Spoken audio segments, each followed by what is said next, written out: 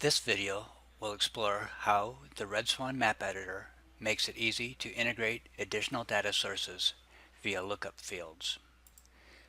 Many risk manager tags require special names and identifiers. Most accounting systems do not store or manage these names and identifiers. The Red Swan map editor provides an easy method to look up names and identifiers from a simple Excel table. Think VLOOKUP. Risk Manager has thousands of curves covering interest rate, credit, equities, commodities, and volatilities. All of those names are unique to Risk Manager. Here we see a few of the interest rate curves for the European swap rates market. This is a sample FX forward mapping rule. The forward and settlement currency tags are mapped to the source data fields currency and underlying currency. However, the source data does not contain the names of the forward or settlement discount curves. This mapping rule will create FX forward RML that will load successfully.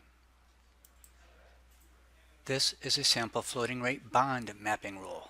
The source data provides maturity date, coupon spread, and payment frequency, but does not define the names of the reference or discount interest rate curve names. Floating rate bonds created with this mapping rule will fail without a discount curve specified. Let's review the RML generated by these two mapping rules. The FX forward is complete, but no forward or discount curves are included. The floating rate bond is nearly complete except for a missing discount curve tag. To solve the missing curves problem, I created a table to hold the Risk Manager curve names. My strategy is to look up curve names based on the currency values provided in the source data.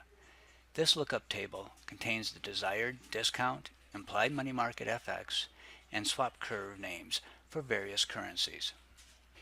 In my sample FX forward, the forward currency is the US dollar, and the settlement currency is the euro. I want to assign the USD Fed Funds OAS curve to the forward discount curve, and the Euro FX implied money market curve to the settlement discount curve. To do this, I am using the map editor lookup fields.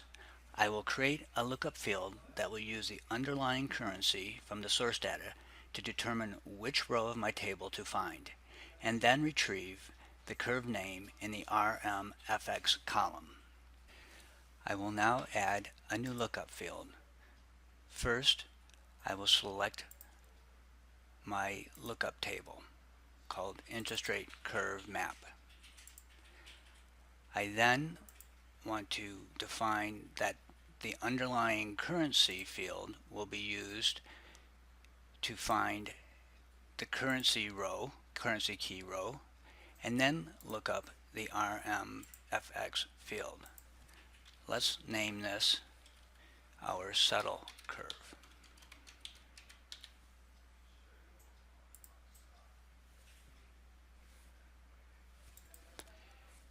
There are four lookup fields defined in my mapping project: a RiskMetrics discount curve, RiskMetrics reference curve, and RiskMetrics forward FX curve.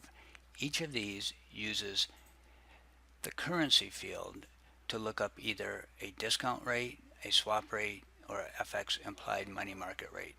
The settlement curve we just created is different in that it uses the underlying currency field to look up the RMFX implied money market. I will now use these lookup fields to assign them to the settlement and forward discount curves. I simply drag the settlement curve onto the settlement discount curve tag and the forward curve onto the forward discount curve. For the floating rate bonds, we'll fix the discount curve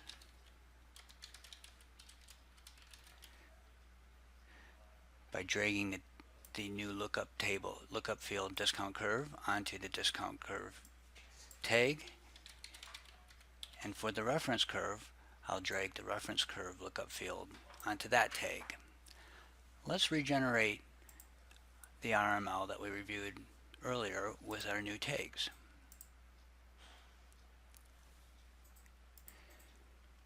My changes are now reflected in the RML. The FX forward now has both the forward and settlement discount curves, reflecting the actual forward currency and settlement currency.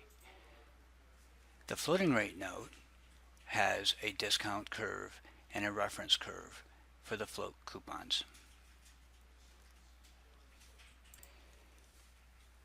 Maintenance of the lookup tables and lookup fields is easy. I can change my choices of curves simply by changing the names stored in my table.